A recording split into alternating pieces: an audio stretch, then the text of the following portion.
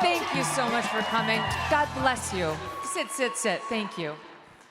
I'm so grateful to you all, truly, for coming out and spending this night with us. I really, genuinely feel like it's more important right now than ever, you know, for all the reasons. And it took courage for all of you to come. So I'm really grateful. I'm grateful that you listen to the show or watch it, and that we have a relationship that feels totally intimate and authentic in a weird, unusual, but authentic way. It's funny because I don't get out enough. You know, I say this on the show, but I spend most of my time in my studio and with my family. I'm not doing a ton of red carpet events, but I feel like God lets you know every once in a while what you need. You know, like God tells you, that little voice tells you to get out there because you need something. Like when I went and I spoke for Trump the night before the vote. I knew I needed to do it. And then when I went and I spoke for Trump the day before he was inaugurated in Washington, D.C., that was crazy. It was such an honor. And I remember we pulled up to the auditorium, and it was just this huge arena. And this one guy came over to me, and he's like, "Oh my God, I'm such a huge fan. I love you. My mom loves you." And I'm like, "Oh, thank you, thank you, thank you." And he's like, "Seriously, I'm your #1 fan. Would you mind giving me an autograph and a picture?" I'm like, "Sure, sure, sure." And he's going on and on. And I'm like, I still got it. This is amazing. And he walks away, and my head has grown 2 sizes, and he goes, "I can't believe I just met Carrie Underwood." What the? What? So what God thought I needed was a little humble pie. That's okay, message received, I got it. Anyway, I'm so happy to be together tonight because I am feeling super optimistic right now. I was thinking about this time last year, okay, so what are we in, October? Yes, we're still in October. We hadn't yet had the vote. We didn't know how it was gonna turn out. You know, it was like, now it seems so obvious that Trump was gonna beat that Nimrod, but at the time, the polls were like tight. You know, we had a lot to worry about. And right now, I just feel so enthusiastic about where the country's going. Aren't you so, thank God Donald Trump is in office. Yes. Honestly, I am down on my knees thanking God for that fact every day. And it's not just Trump. You know, look at the dream team around him, right? Like, I know Trump hasn't even been in office for a year, but we're already starting to think a little bit about JD, right? Are we good enough people to have those 8 years follow these 4 years? I think we might be. I think we deserve it. We've earned it. Marco, amazing too. What about that ticket? I'd vote for that in a New York minute. And it's not just those two, right? We've got Tulsi, we've got RFKJ, like making a real difference. Poor RFKJ gets such terrible press no matter where you turn. But do you know that he's the most popular cabinet member? Isn't that crazy? So like universally bad press, like Elon level press, but he's the most popular cabinet member, and that's because no one's listening to the mainstream media anymore. That's it. So thank God people are waking up and starting to pay attention to what's really going on in this country, because the left is more unhinged than ever. All right, we know that. That's obvious. They've gone from, like, back when I was on Fox, we used to talk about political correctness. Now it's insane wokeness, which is way more pernicious, like way more dangerous, and like a new cult religion that's like satanic. They used to call John McCain a racist. Okay. Mitt Romney a sexist. Sure, Jan. Right? And now we've graduated to Hitler with Trump. Like, they're just doubling and tripling, quadrupling down on all this crazy messaging. We went from a left that wanted to take away our guns to a left that is now cheering for guns when they're used against conservatives. I mean, that is sick. That's fucking sick. And it's real. Like, I could not believe the number of people who cheered when Trump got shot. The number of people at these No Kings rallies who were saying, "Oh, we need better assassins. You know, wish he hadn't turned his head," or "cholesterol, do your job." And then, of course, there's what happened to poor Charlie. I love all you people wearing the Freedom shirts out there tonight. Thank you for representing. I know everybody is still hurting about Charlie. And I know so many people here tonight went through that with me, like we went through that together. You know, the day Charlie was shot, we had gone off the air. You know, we do this show live on Sirius XM, so we were live those 2 hours. And then I went back to my desk, and my team said, "Oh my God, Charlie, there's a shooting at a Charlie Kirk event." And you know, you hear that in today's day and age, and you think, oh, it's like, sadly, it's kind of commonplace. We didn't think anybody had been shot. And then the next report was, no, someone was shot, and it was Charlie. And we were like, we got to go back on the air immediately. And it wasn't because we wanted downloads or in any way to exploit what was happening. It was because I felt really strongly that you needed me and I needed you. I just knew if we're going to have to get through this, if something's happened, we're going to want to do it together. And I knew there wasn't a single viewer of our show who was going to want to take that news from CNN or MSNBC. Charlie's death has been so rattling to all of us, me on a personal level, and I'm sure all of you guys who felt like you knew him because he came on the show once a month, sometimes more, and I went on his show. And there is a way of genuinely getting to know somebody in that way. You know, it's like, it's a real friendship. The only thing that's made me feel better since he passed was the news this week that Bible sales have gone up 37%. And you've seen the revival of faith in churches across this country. Charlie would be so proud of that. And I too, you know, you guys, I've had my struggle with faith because I believe, but I have been trying to get this annulment of my first marriage. It's very strange to say to a perfect stranger why your first marriage failed and get him to say you can undo it. It's like, what am I don't understand. Maybe I'm really an evangelical, not a Catholic. I don't know. So I've been going through it, but I will say Charlie's passing has renewed even my commitment. And you guys have been so great. You sent me all these suggested books and so on, and I bought them all. I just finished Lee Strobel's The Case for Christ. Thank you. I got that from you guys. And now I'm reading the whole series. And actually one of the audience recommended that Charlie had been reading, I'm reading it right now. Why can't I write? It's like one of the most famous books on earth, Man for Meaning. What is it? The Man's Search for Meaning. Thank you very much, by Viktor Frankl. So I'm reading that now. So thanks to all of you. In any event, look, we've got to find our faith. If there's no faith, that's how you wind up with the woke mind virus, right? That was an antidote to people who needed something in their hearts and their heads after they shut out God. But I feel like our side, the side of reason, still has God, and we need him now more than ever. And we need to stay awake, not woke, not like Kamala said, but awake, because we slept a little too long while they were passing laws to make sure teachers could trans our kids without involving us. You know, we slept a little too long when we let the left take over race messaging and telling our kids they were bad because they were white or less than because they were black, and it was never overcomable. Like, we were a little asleep at the switch, but we're back now, and we're going to need every single one of you to fight the good fight as we go forward, because it's not over. It's not over by a long shot. But looking at you, I know we got it.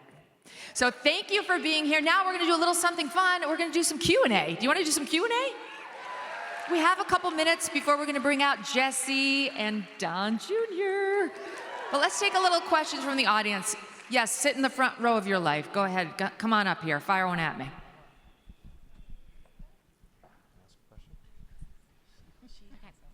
Don't Hi, be shy. Megyn. Hi. Love you. Love you. Listen every day. Thank you. Big fan. Lived in Connecticut, moved to Texas. Right on. Maybe you should follow. We're considering it. I guess my question is, I have a 7th grader and a 6th grader, and how do we direct our younger children into their high school, maybe college years? How do we steer them in the right direction? Well, I mean, there's a lot there.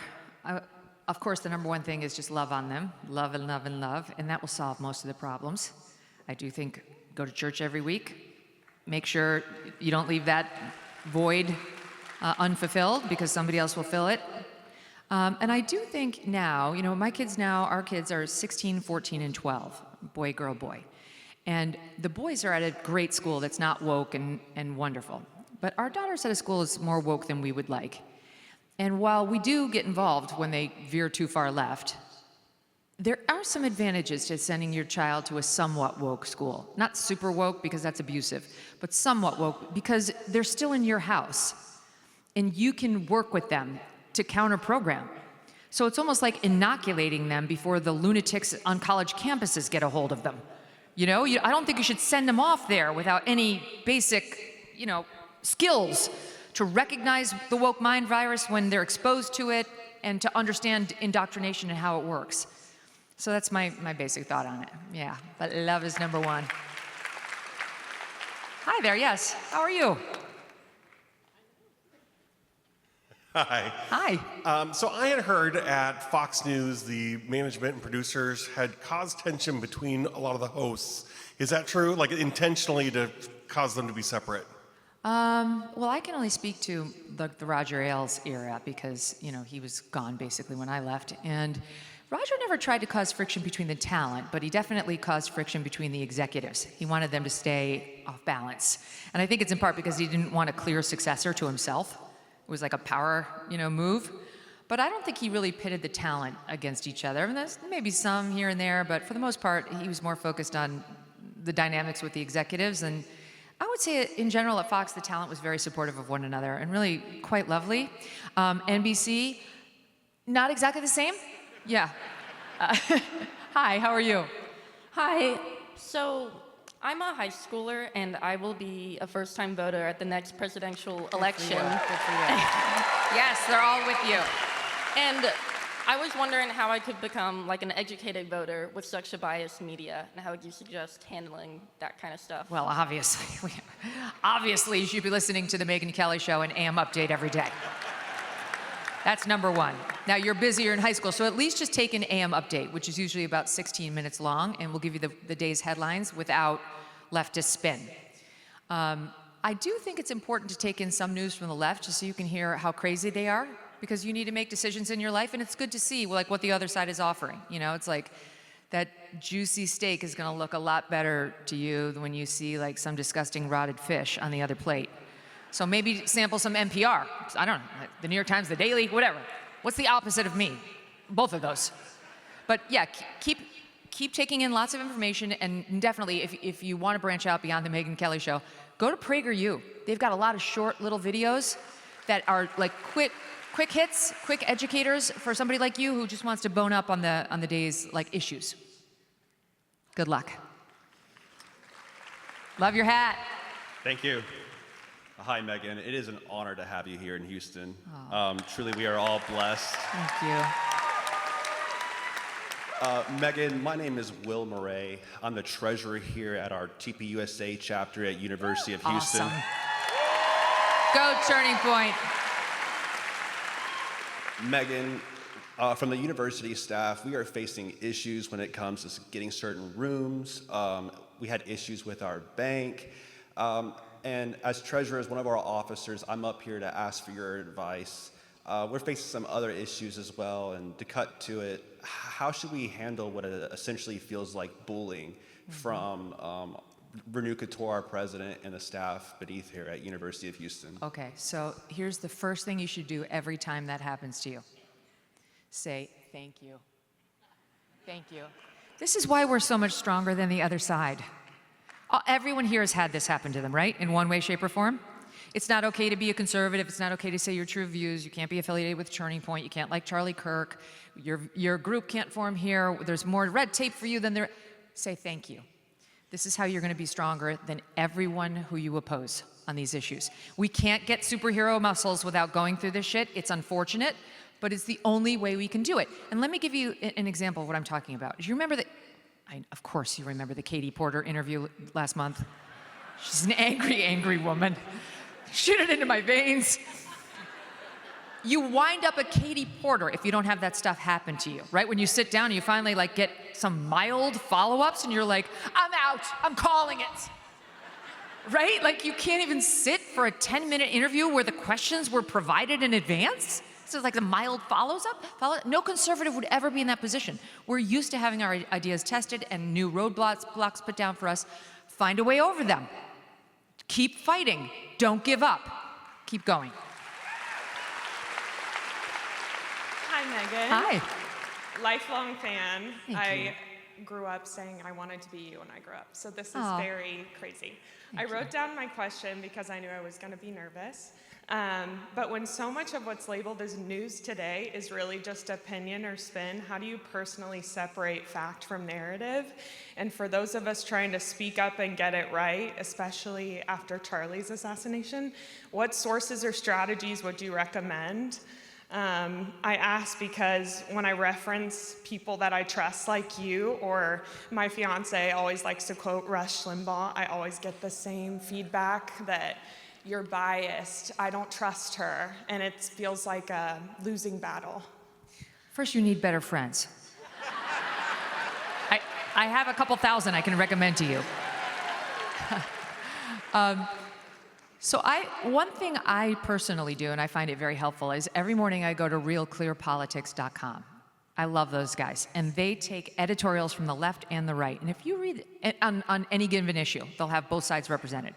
And if you read an editorial from the left and the right on any given issue, you will see a set of facts emerge. One common fact pattern, if you squint, will emerge, and then you'll start to recognize the spin around those facts from the left and the right, and that's very useful. Now, I would say on our show, we'll give you the facts, and then I'll make clear what my opinion is, because the number one thing I don't want is to mislead my audience. My audience is very smart. I mean, I know this, like, we have an unusually smart audience. And the last thing I would do, because my show would collapse, is if I started spewing nonsense facts, because people would get embarrassed by repeating them, and then they would stop listening. Not everybody's like that, but I do think Real Clear Politics is a place to go for actual facts in their firsthand reporting, and then with that editorial trick. Yeah, thank you. Hi. Hi, Megan. So I have a question about immigration. Okay. Everybody, I think, agrees illegal immigration is a massive issue. That's why, a lot of the border counties here in Texas went for Trump because of mass illegal immigration. But a lot of Republicans have come out and said, well, we'll replace it by making it easier to become legal. And the problem is, especially for young people, a lot of the problem we have with immigration isn't that they're illegal, it's that they're changing the fabric of our culture and the fabric of our country, and legal immigration is just gonna make that just as bad as illegal immigration is. What's your stance on kind of not just the mass deportations, but dealing with not so many legal immigrants as well? Thank you for that. How do you like your border now? Right? It's amazing. What a difference a year can make, my God. So I take your point. I do think there's a room for some legal immigration in our country. There always has been. If you want to come here and you want to assimilate and you want to fold into our culture, as some do, and you have skills and they're useful to us, sure, okay. There's always been a place for that. There's still a place for that. But that's not what's happening, as you know.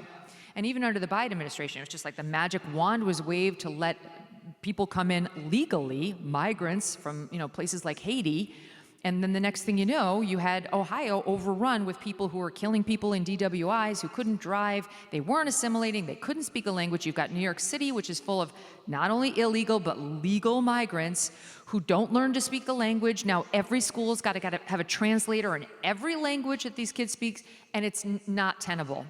So I think legal immigration is fine, but it needs to be pulled way back, and Trump's done that. And Republicans who are out there saying, like, okay, but our hotel workers and our farm workers, they all also need a pass. Look, realistically, Trump's not going to get to those people, because do you know how many illegals we've deported in the first 9 months of the Trump administration? Do you guys know? 1 million? That's a guess? Okay, what else? 226? 2.6 million? It's 515,000. Yeah, she said, what? He's doing his best. God bless Tom Homan. But you may have seen the left is not making it so easy for them. So realistically, we're not going to get that level of illegal migrant out of the country. And so we got to just root for Tom Homan on the worst first strategy. Thank you. Hi, Megan. Hi. Thank you so much for coming to Sugarland. We're so happy to have you. Thank you for having me. Now, let's talk about the Candace Owens of it all. Okay. I love her, and I really do feel like there's potentially truth to what she's saying. What do you think? Is there something nefarious going on? Are you talking about Charlie's murder? So I don't listen to Candace's show, but I am 100% convinced that Charlie was killed by Tyler Robinson, a crazed leftist who murdered him because he didn't like Charlie's messaging on the trans issue. That is my firm belief after having talked to the people at Turning Point, the FBI, the security team that was on the ground, and many others. And I've come to that with a good faith basis, and I have nothing that would shake me from it. I don't begrudge anybody asking questions, and I understand the controversy around where she's gone with it. But I think it's really kind of a matter of your preference for your broadcaster. And, you know, Candace is many people's cup of tea, and she's not other people's, and I'm the same. And I haven't responded well to people demanding that I try to police her speech, because that's a leftist thing. It's not a right thing. So if she's not for you, that's fine, but if she is, that's fine too. And what she says about this particular matter, look, I just give her a lot of grace because I know she's suffering. I know she really loved him. And I think this has been very hard on people who actually knew Charlie and really loved him. Oh, thank you. Okay. Hi. Hi. I'm about to graduate high school in May, and I want to pursue a major in government and politics, but I don't really know, I don't know where to go in my career in politics, because I don't know if I want to go to law school or just go into like a Tournament Point USA chapter. So what would be your suggestion? Well, I'm biased on the law school front because I did go to law school and I practiced law for 9.5 years. And I have to tell you, I recommend law school. I loved law school. It really teaches you how to think. The best law schools do not teach you what the law is. They teach you how to think like a lawyer, and that is a useful skill. However, it's about $300,000 now, so you kind of have to be rich to do it. I wasn't rich when I went. I took it all out on loans, and then I wound up paying it back over many years and didn't expect the government to pay it for me. So unfortunately, I think if your parents have some dough and they want to fund this venture for you, or if you have a long-term plan of acing all your exams and signing up with a big firm for a few years to try to pay off those loans, that could work, because learning how to think like a lawyer is very useful. Short of that, Turning Point would be a great way to go because you can educate yourself. Charlie Kirk didn't go to law school. Charlie didn't go to college. Charlie taught himself by nonstop reading and online courses. And honestly, if you go to Hillsdale College online, you can educate yourself without any of the BS. So it's really financial. Thank you. All right, so I guess we have to start now. We got to get started with our actual program, which is great because you're going to love what comes next. My first guest tonight, you guys know and love. You probably know him from the Megyn Kelly Show, and you know him from that other Kelly show, Jesse Kelly Show. Jesse Kelly is one badass dude. He served his country honorably in the Marine Corps, went and deployed after 9/11. It was a very brave thing to do. And then when he came back, he ran for office. He was a no-name guy, like nobody had ever heard of him, and he almost beat Gabby Giffords for her Arizona seat at the time. I'm like, out of nowhere, this guy, but because just out of sheer force of nature. Then he decided to launch his own shingle as a radio host, and bit by bit started building a following, and now he hosts the show I'm Right on TheFirstTV and the nationally syndicated Jesse Kelly Show. All around great guy. We'll do a little intro and then we'll bring him out.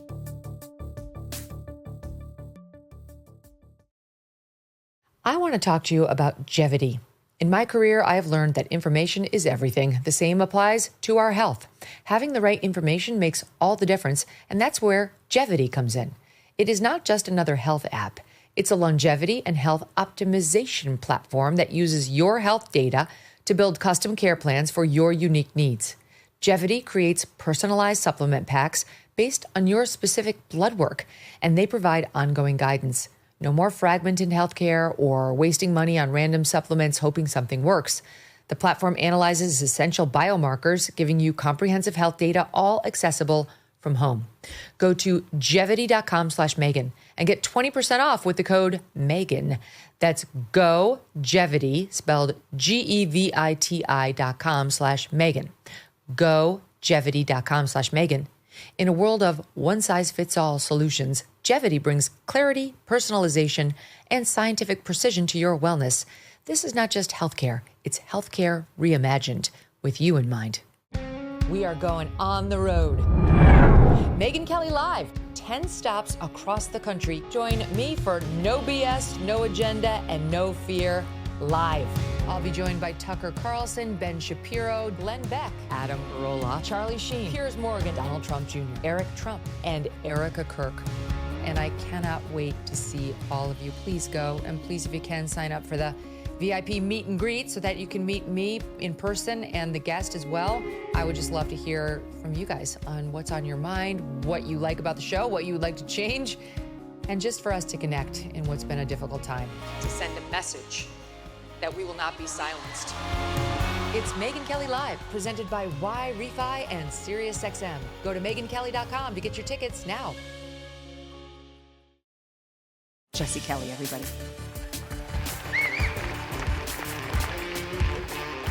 You finally had complete power. I got Dad's Corvette, I got Dad's keys, and there's nothing stopping me now. And so, you sent the FBI after school board moms. You told Facebook to delete people's accounts for questioning the COVID vaccine. You sicked the FBI on pro-life pastors. For these people, America is the enemy. They are at war with our own country. Are they afraid? Is this why the violence is happening? Is this why there's a clear uptick in violence? Do they feel like they're losing? Shoot, we'll try to kill him, throw him in prison. We'll throw 1,000 January 6ers in prison. We're living high on the hog, baby. We're always gonna have power. But you screwed up. They tell people, Hitler's coming, Hitler's coming. And you have all these single women on anti-anxiety meds freaking out. Oh my gosh, the world's gonna end. These people get lied to repeatedly, and all they do, maybe it's a Democrat thing, is bend over and say, thank you, sir, may I have another?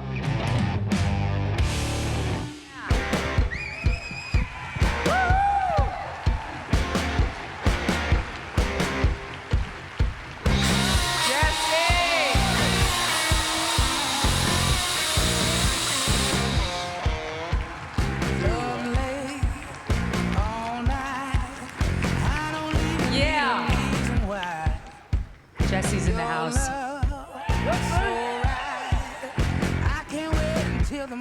Oh, it's so good to be here.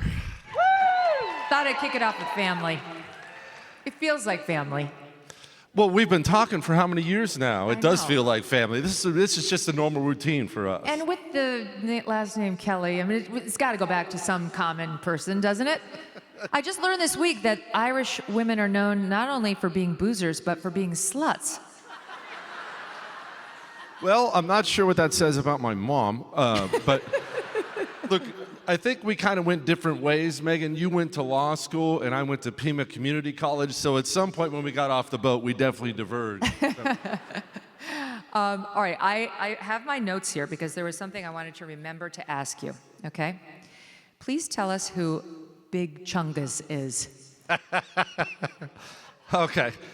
All right, so I'm sure you saw the video. Everybody here has probably seen the video of the stupid No Kings protests, and everyone saw that gigantic monster of a woman making fun of Charlie Kirk's assassination, doing the this and that and this and that thing, just you know, sticking her fingers in her fat rolls and being terrible about the whole thing. And so I went off on it on my radio show one day, and I don't even know where I heard it, probably from my two meathead sons who were actually in the audience, the name Chungus, and it just seemed like it fit. I said, that's Big Chungus. And I knew, you know what's sad, Megyn, is I knew as soon as I saw her, I said, that's a teacher, that's a nurse, or a social worker, because it is every single time in one of these blue areas. I knew it, it's a fact. Yeah, you knew it. Mm-hmm. I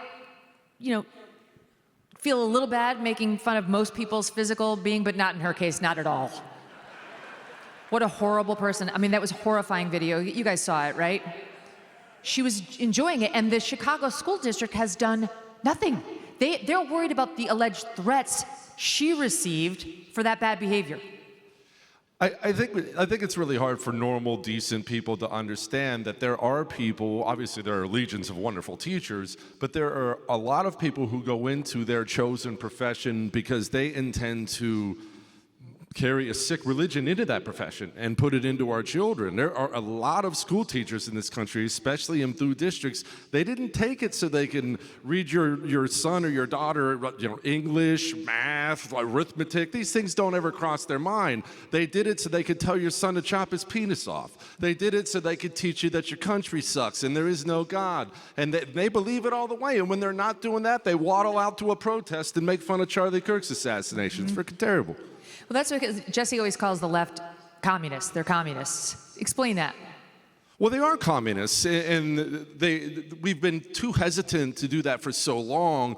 We've tried to act as if they're naive. They just don't get it. We try to make every excuse in the world for them. Well, I guess they just don't understand. No, they do understand. We're the ones who have lacked understanding. They understand full well that they are at war from within with this country. They are fighting a communist revolution. It's not an accident they're doing it. It's not an accident they're going after kids. They decided long ago they couldn't use the workers because American workers were by and large happy and prosperous, so they had to find a different group of malcontents. And now it's every feminist in a Subaru, and it's all this LGBTQ stuff, and they go find all the miserable freaks in society, and they recruit them as an internal army to constantly attack us from within, and they are communists. And I fully admit there are so many Democrats today who don't have any idea that's actually what they are, because they're a copy of a copy of a copy of a copy. But in the end, I mean, you go listen to any one of their speeches, you notice they're never, ever, ever actually selling a solution. They don't even really pretend. They're always selling revenge. Always. Elect me and I'll get them. Elect me and I'll get that guy. Elect me and I'll take what's his. Because they're filthy communists, but they're losing, so screw them. There is something about the fact that they're also unattractive. I know I'm being a very looksist person tonight, but there's something to it. Why are they all so homely? You know, a much wiser man than me once said that bitterness is poison, right? Your bitterness is poison.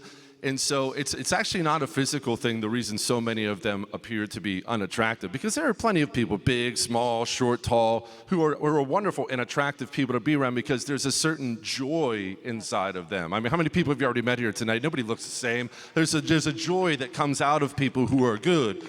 But people who are angry, because that's really what they are, broken. Their souls are broken, they're angry, they're bitter.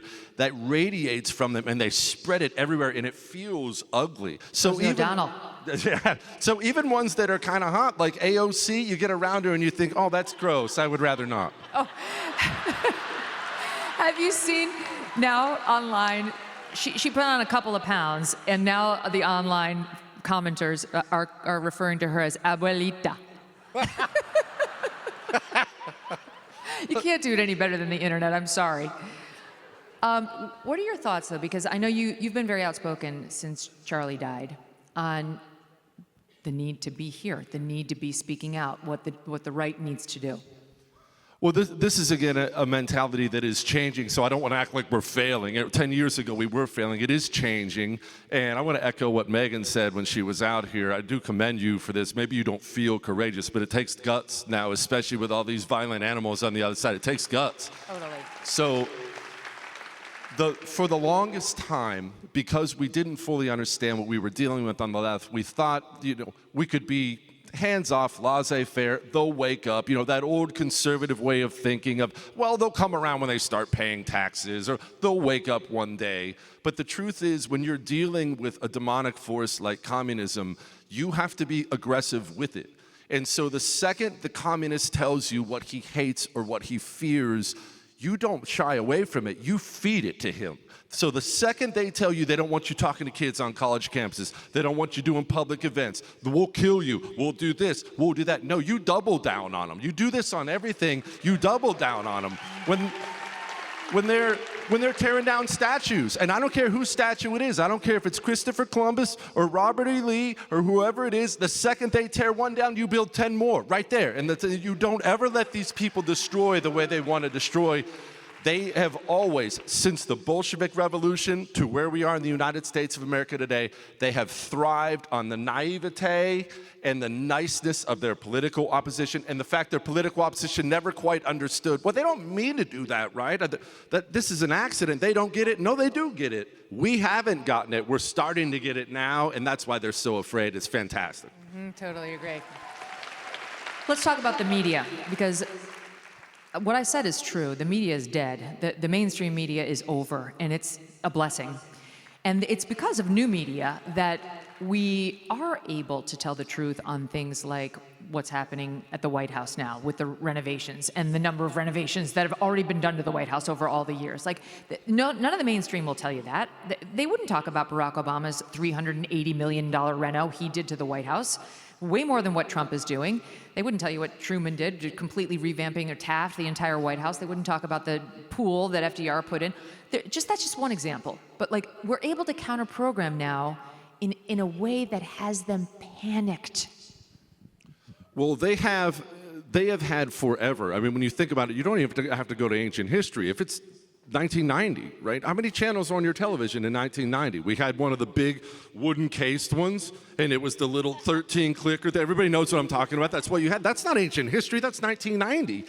So if you owned NBC, ABC, CBS, the New York Times, the Washington Post, LA Times, and they did back then, if you owned it, the truth was whatever you wanted, and normal people had no option to go seek out the truth, because there's no internet, there's no smartphone, there's no Megyn Kelly show, there's no alternate source. Even if I'm trying to be informed, all I have is the newspaper and the news at night. And if they're all telling me the same lies, which we now know they do, they tell the same lies over and over and over again. Have you gotten your 12th booster shot yet? But anyway, they all tell the same lies. And so our ancestors in this country, I say ancestors, honestly, our parents, they did not have the same opportunity we did to break out of that bubble the way we've broken out. And now that we've broken out, now that people see the light and they see the evil, the media is being completely stripped of all their power. And it's the greatest thing that could happen in this country. Yes, it's so wonderful. You can see, I think it's part of the leftist panic, though. Like, my own calculation is one of the reasons we're seeing more violence on the left is they're extremely angry that their universal control over all the institutions, media among them, is really quickly slipping away, and they can feel it. And this is a brand new front. Like, they've never had to deal with this before. Yeah, it's honestly, it's part of the reason I took so much joy in the No Kings protests, actually, if I can get to this in kind of a roundabout Even though way. we all know that you are king of all media. So, I mean, think about where we were. It feels like 15 minutes ago, but it just last year, 2 years ago, I don't know about you, I felt completely culturally surrounded. It was like it happened all of a sudden. We woke up one day and, wait, they're taking Aunt Jemima off the pancakes, and there are more lesbians in the kids' movies than the WNBA game. Like, I don't know. We woke up and said, how did that happen, right? And so we felt completely surrounded. Our institutions all felt against us. But like all evil, tyrannical, sick religions, like communism is, it's a religion, it's not a political ideology, they couldn't control themselves with power, so they got it, and everywhere they had it, they would abuse it and abuse you and abuse you and abuse you and abuse you. And just like that, it's disappearing on them right now. And so now, all you have is some lame protest with a bunch of grannies doing these stupid pre-rehearsed dance routines, and Big Chungus out there making fun of Charlie Kirk, and now you're just screwed. Big Chungus, I love it. I can't get enough of it. So how do we sustain what Trump has taught us, right? Trump showed the Republicans how to fight. That will be his lasting legacy. Trump, unfortunately, only gets another 3 years and change. And then he's going to have to pass the baton. And there are real questions, even though we love the bench, about whether what he's taught us can be sustained post-Trump. Well, this is actually something I talked about on my radio show yesterday, this exact subject of because Trump has been the leading figure on the right for 10 years, and as of the year 2025, he's the seminal figure on the planet for the 21st century. That's not even debatable. No one else is close. When you think about Trump being gone in 3 years, it can be a little, what are we going to do? What are we going to do? But I just want to make sure everyone understands Trump is not the end. Trump was the beginning. Trump was the beginning and deserves a lot of credit for that. And that is in no way an insult. It's all the credit in the world. You know, the one who lays the foundation of the family business is always going to be revered, and he deserves to be, you know, honored for that forever. But if he's the end, then we're finished anyway. But he won't be. There will be another, and then there will be another, and then there will be another. And when I say another, I'm really talking about everybody. I don't want to sound like one of these dirty hippies, but it really does take all of us. It's your school board. It's your local community. It's about so much more than the White House. It's honestly your HOA. You have dirt balls in your local community, even here in Red, Texas. I have them in mine, and we need to get these people out of office. Yes. Okay. So that's the problem. Is that while we've been asleep and they've been passing laws to make it easy for teachers to trans children without involving the parents and so on, we've been asleep. Now we're waking up, but we're still slow to vote on team sanity. And we don't vote in local elections. We don't vote at the school board level. Too often we're like, we're busy, we're living our lives. Like we're fulfilled people. That's our problem. If we were like more empty inside, we'd probably go out and make sure that we canvassed and voted and make sure that everybody else, but like, even though we're happy and fulfilled, we're gonna need to start to vote now in every single election, up and down the board. So how do we get Republicans to do that? Because in general, it's more the left who's been like activated, and they'll make sure that they have their bus with Jane Fonda on it, getting all the people to every vote there is. Well, well, this is the problem. Proposition 15, she said. This is the problem because it's going to create an extra burden on, honestly, the people in this room, because your friends they share your values. You go to church with them. You meet them at T-ball games, but they don't even know there's a local election coming. They don't know. They're living their lives. You have to be that point person in your circle. I try to encourage people with this all the time. 5 people. Tell 5 of your friends. You're going to be hanging out on Sunday. You're going to be watching a baseball, football game. Hey, did you hear we have an election on Wednesday? Hey, I'll come get you guys. It's important. We need to vote for this guy. Your friends are good people who don't know. You know. They don't know. You listen to Megyn Kelly. You know. They don't know anything. And that's not an insult to them. It's not their interest. They are busy doing other things. But they will do what you tell them to do. I run into this with my neighbors. I don't hang out with political people. I live here in Texas. I live in the burbs. I'm not in D.C. And all my friends are this way. They share my values. They agree with me. But when there's an election coming, they have no friggin' idea. So I have to say, hey, we're going to the polls on Tuesday. We got to go out. We have to be that activist class, because as a whole, we will never be as committed to tearing down the country as they are, or to preserving the country as they are to tearing it down. But we don't have to be, because the numbers are actually on our side if we can just get out there. But it's uniquely hard for people in red states to do that, because when we look out the window, it's right here in Sugar Land, when you look out the window, the animals aren't burning things down. And you think, you know, women aren't getting thrown in front of subway cars here and things like that. And so you think to yourself, okay, well, it's not that bad. I can skip vote. It's just a Saturday anyway. I'm not feeling that great. No, the communist is coming for places like this, and they're already here. Oh, and Texas has been in danger of turning bluer and bluer, thanks to places like Austin and Dallas. So yeah, you got to get out. And let me just say something. Like, the fact that you are all here suggests that you are more politically attuned than the average citizen and more into news than the average citizen, which means you probably will have to lead the way on getting people to vote, because your neighbors are living their lives and they're definitely not thinking about local elections. So you have to, you be the change. But you do, you have to be. Here's another thing I want to ask you about. There's a debate happening right now on the right about how much time do we give these leftists and the media and even some Republicans who are demanding that we comment on every scandal, like the Young Republicans text chain. Right? You know what I'm talking about? These young Republicans who got caught in a text chain in which there were some racist comments, there were some unfortunate comments, and the left ran with this on every media outlet. Like, they loved to make this the news story because it bumped the Jay Jones, Virginia Attorney General candidate story off the front page. It was like, see, we told you all along, Republicans are all racists, aha. And then good people on the right kind of felt the need to say, like, tisk tisk, I condemn it, because, like, if I'm going to condemn the Jay Jones stuff, I got to condemn this. How do you see it? Yeah, so let's say I'm FDR in his World War II, and Douglas MacArthur comes to me and he says, hey, I just got word that some Marines are committing some atrocities in the Philippines. They're torturing people. I need you to look into that. Or I want to report this to you. Now that's an action item for me because Douglas MacArthur's on my side. If I'm FDR in World War II and Tojo walks into my office and tells me Marines are doing something in the Philippines, that's not an action item for me. I know he's my mortal enemy. I know the only reason he's bringing me that information is because he wants me to act on the information he just gave me in a way that will be harmful to me.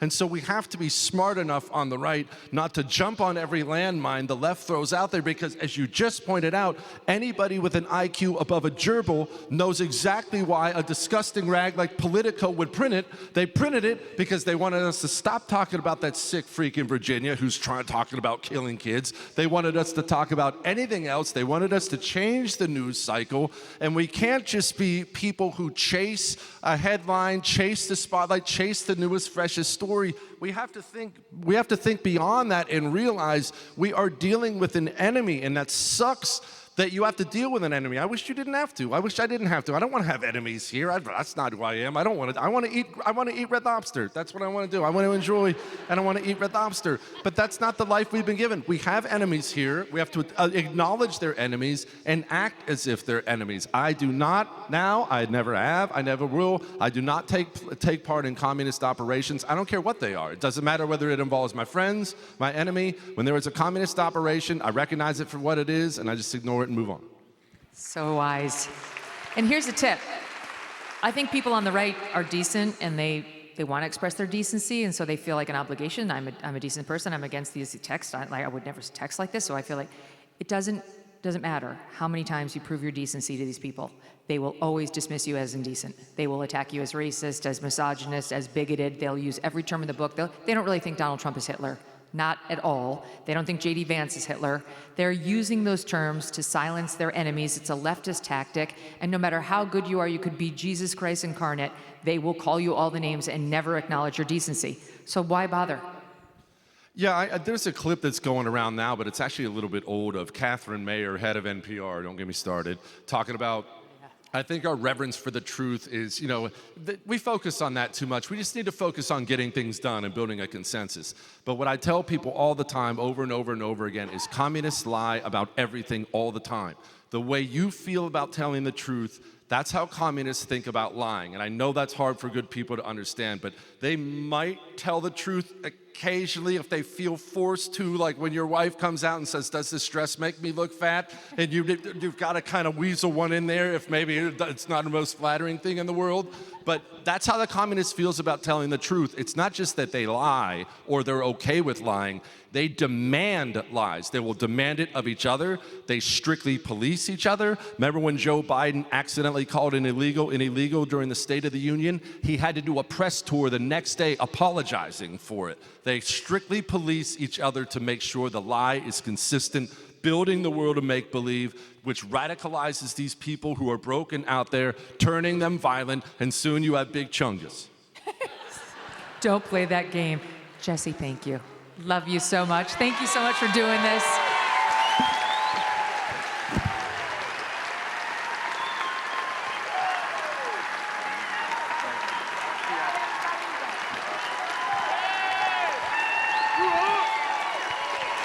Isn't he so great? Can I tell you, the show is doing really well. The Megyn Kelly show is doing really well. It's because of guys like that. Honestly, we have just the best guests. And while I'd love to say it's all me, it's not all me. It's because I get guys like that to talk to me, and they're so interesting, right? Isn't your life just better for knowing Jesse Kelly? It just is. You hear all of your own views espoused in a way that is super smart and entertaining and fun and funny, and you go home thinking, I am not alone. That's one of the many things I love about him. Anyway, thank you, Jesse. Love you too, so much. Okay, without further ado,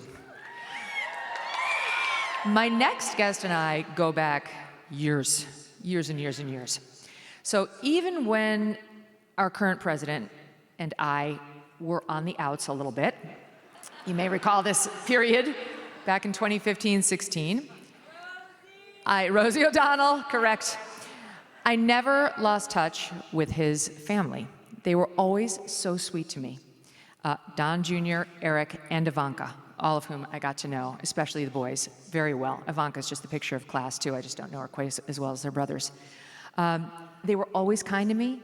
They were always happy to come on my show. Even when their dad and I were brawling, they'd come on, we'd talk about issues. They never shied away. They were always perfectly gracious. And Don Jr. is such a star in his own right. In any world, the name Donald Trump would be associated with him instead of his dad if he didn't happen to be the son of such a powerhouse. Because, listen, in his own right, not only has he become a massive and important executive with the Trump Organization, international real estate and business, and could run any company in this world, but he has become so integral, not only to getting his dad elected twice, but to choosing the top operators of the Trump administration.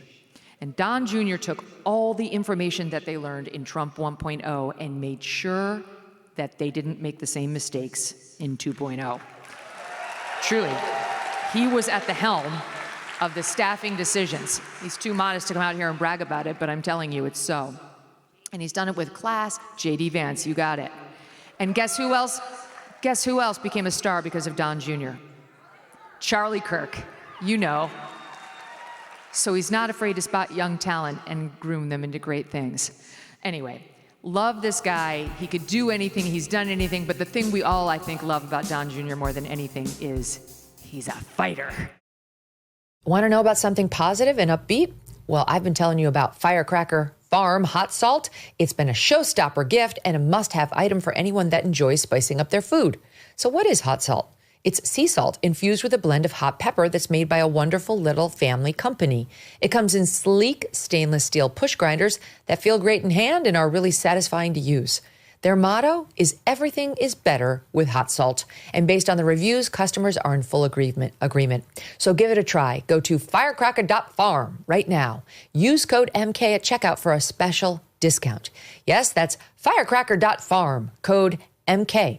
Don't forget the code. Get some hot salt before it's all gone. You're going to thank me. When you are buried in credit card and loan debt, it's human nature to put it off and say, I will deal with this later. If that's you, here's something you need to consider. Okay, just give me 30 seconds to consider the following. Done with Debt has discovered a little-known strategy that will work in your favor to dramatically reduce or even erase your debt altogether. They can aggressively engage everyone you owe money to this fall, and here's why. They know which lenders and credit card companies are doing year-end accounting and need to cut deals. They even know which ones have year-end audits and need to get your debt off of their books. So consider getting started with Done with Debt now, this fall. Done with Debt accomplishes this without bankruptcy or new loans. In fact, most clients end up with more money in their pocket the first month. Get started now while you still have time. Go to donewithdebt.com. Speak with one of their specialists for free. Visit donewithdebt.com. That's donewithdebt.com. Watch this. We are in a fight for the future of our country, for our very existence. There's a true seismic shift going on right now. Watching the Democrats, it's amazing that they're so far out of touch. The Democratic Party has left the working class that they used to represent. That's not true. I'm watching this thing today, and I'm like, why? You know what? Every once in a while, you got to try. I mean, if we're talking about bringing a discourse down, Joy, you've worn blackface. Whoopi, no, you said I'm sorry. There be a second family separation policy. It's MSDNC, so I expect nothing less from you clowns. Let's be clear, folks. This is like communist level shit. I've even gotten the call from that guy a couple times. You know, Don, you're getting a little aggressive on social media, Don. Relax. And I get a call, your dad's been shot. Any other information? No, we don't know anything. Finally, I got a hold of my father and, surprisingly, calm in the hospital. So me, I'm usually the inappropriate guy, so I was like, how's the hair? How's the hair, Dad? He goes, the hair's fine, but it's a little bloody. In that moment, my father didn't just show his character. He showed America's character. When he stood up with blood on his face and the flag at his back, the world saw a spirit that could never be broken. Donald Trump Jr., everyone.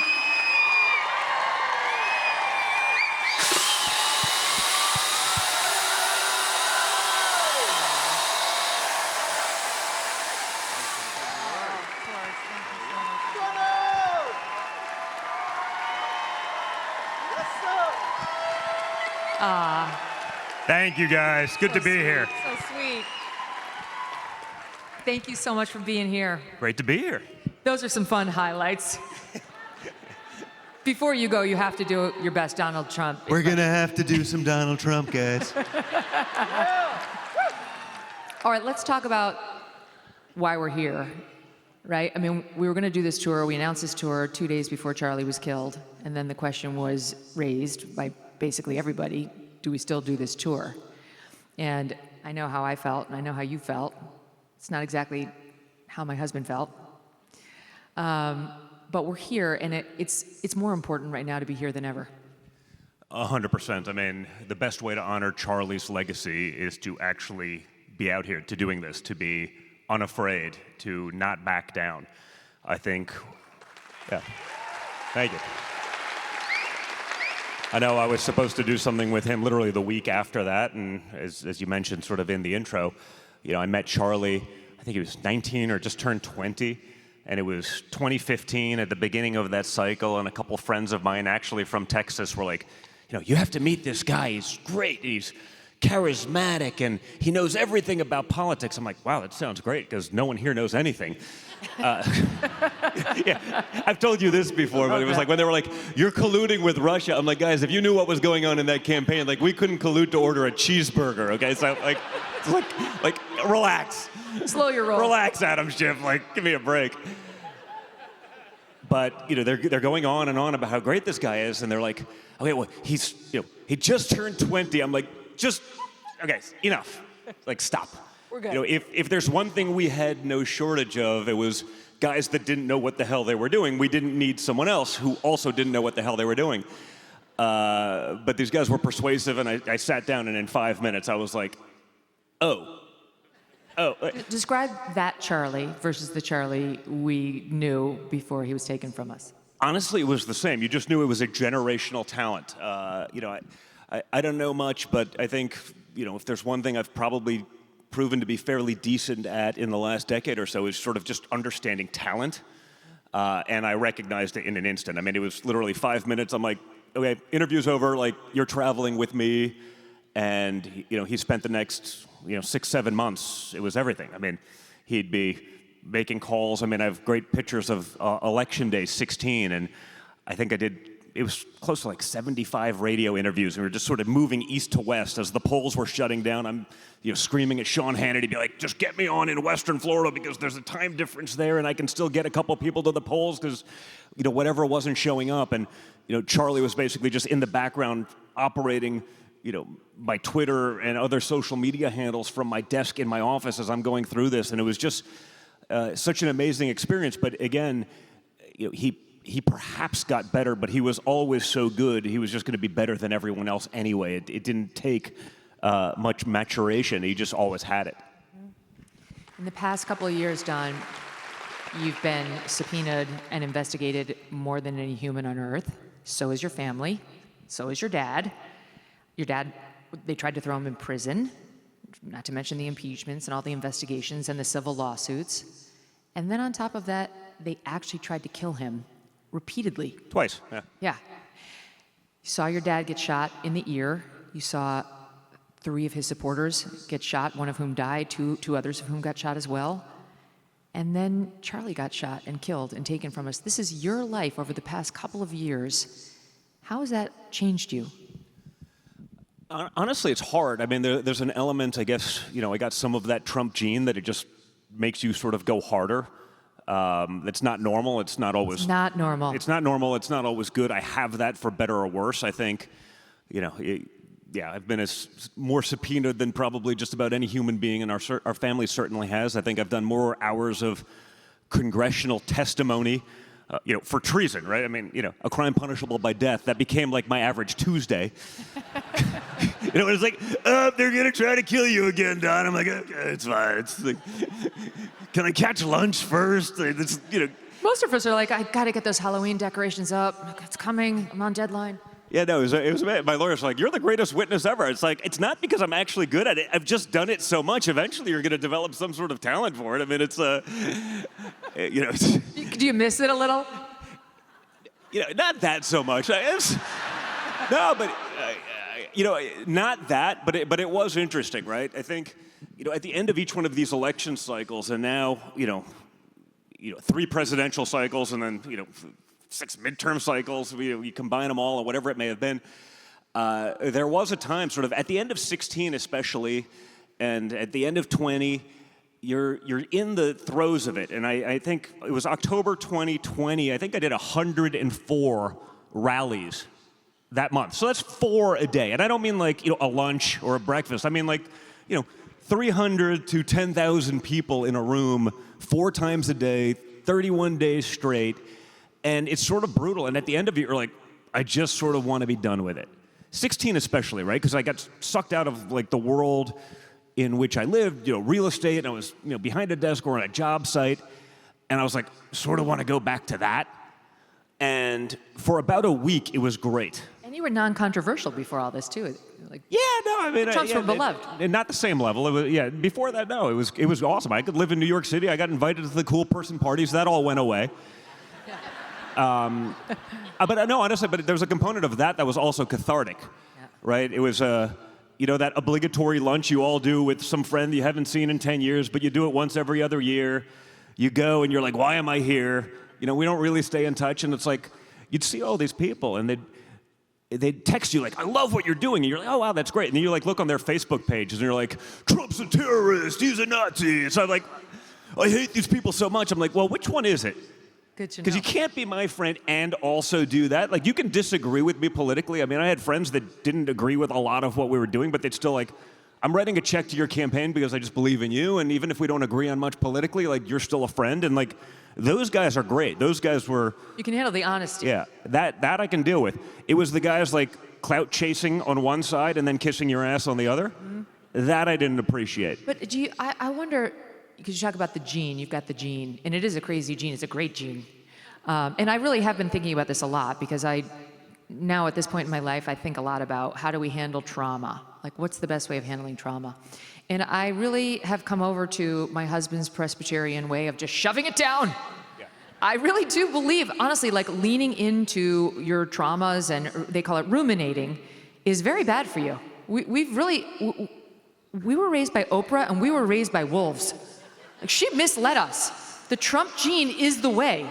Well, yes and no, right? I was sort of getting there before, and I sort of ramble, but you get there and it feels normal, but you also then suppress all of it, and it's just like, it doesn't matter, put it aside, go back and fight. Doesn't matter, put it aside, go fight. Like literally, in your dad's case, in the moment where the bullets are still flying.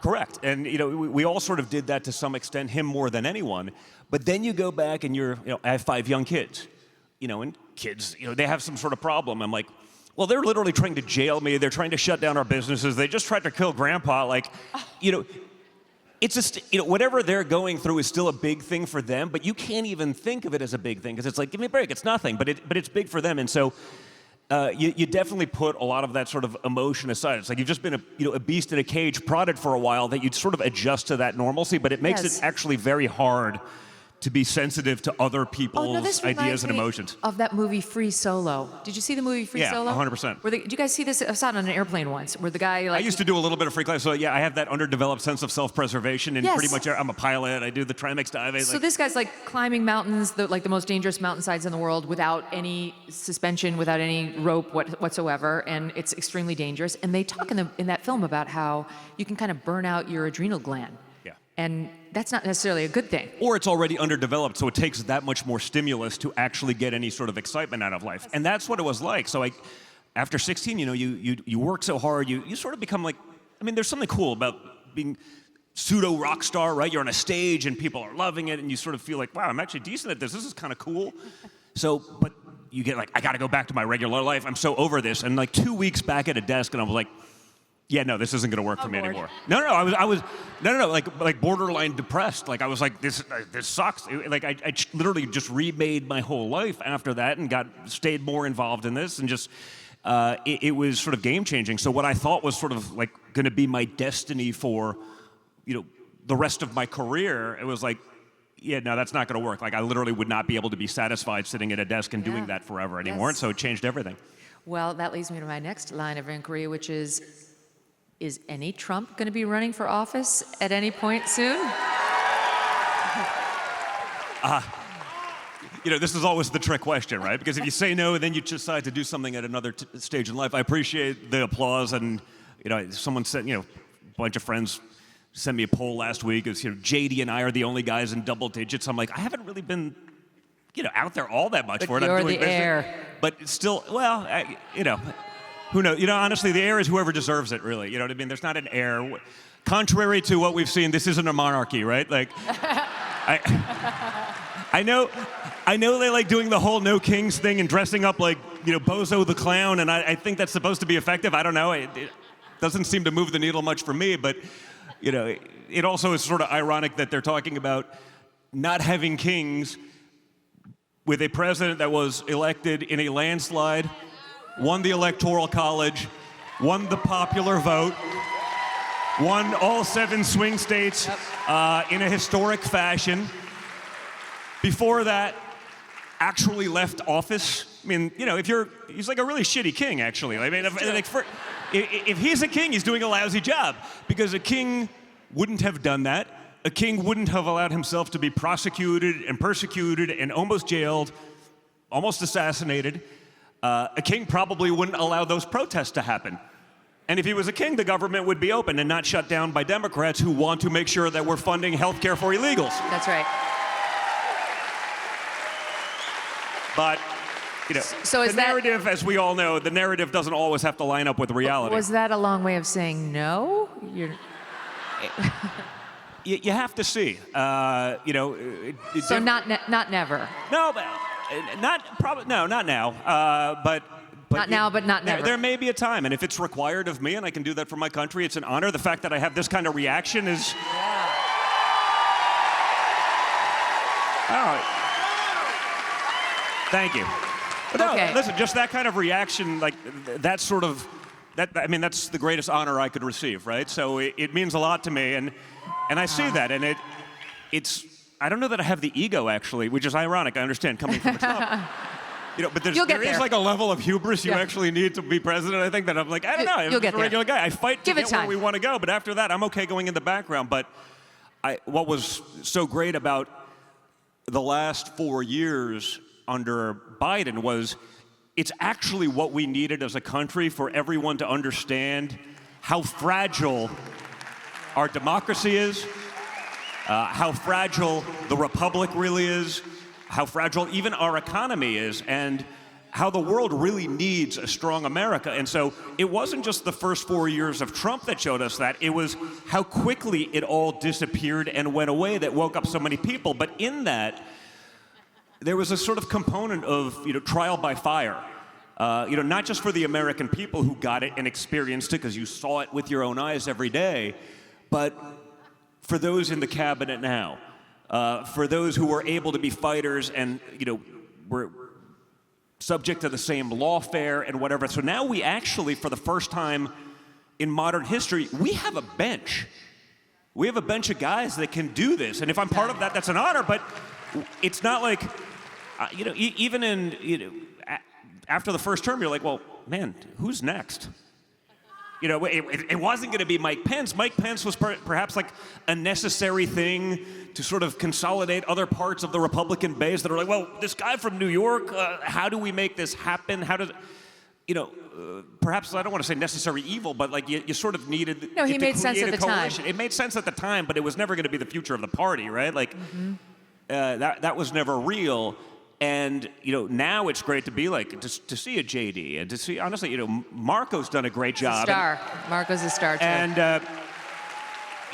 And more importantly, they're guys that aren't just sort of playing a role on TV. They've actually changed their worldview to understand that sort of America first, MAGA, however you want to look at it, is actually the future of the Republican Party. They're not guys that are dying to go back to the old ways and playing a role. They actually believe it. They get it now.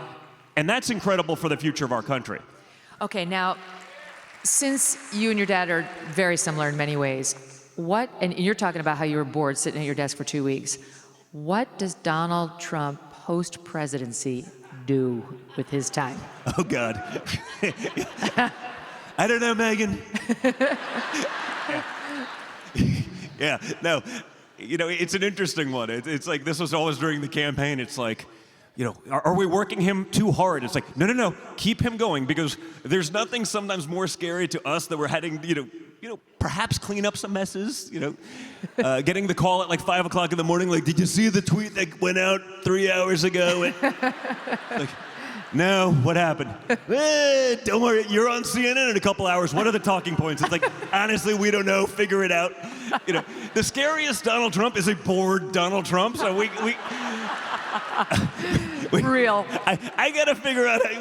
We all have to figure out how to keep him busy. But he could pull the Obama, not leave Washington, and be the shadow president for the next guy. that would be fun. Listen, I think one way or the other, he's always going to keep busy. I mean, you even see the passion of what he has now as he's, doing additions to the White House. I mean, he's always going to be a builder at heart. And I think because he's a builder, it's why he understands how to do these things. It's also why he's so able to relate to regular people. He still always sort of defaults back to his roots of being, a builder, someone who creates. And so, I imagine he'll always remain politically active because he too likes the action and the party likes him. They don't want him to yeah, go. So I mean, it's like they're going to want him around. He's remade that party, and he's always going to have an incredible influence there. And so it'll be interesting to watch, though. Yes, but we got to keep him busy one way or the other. Yes. I'm going to actually take up golf despite all the things that I don't want to do. And just be like, I just got to go play golf with him because if he's alone and bored, it's going to be problems. Get him away from the Truth Social. Let's talk about the lawfare that's happening now.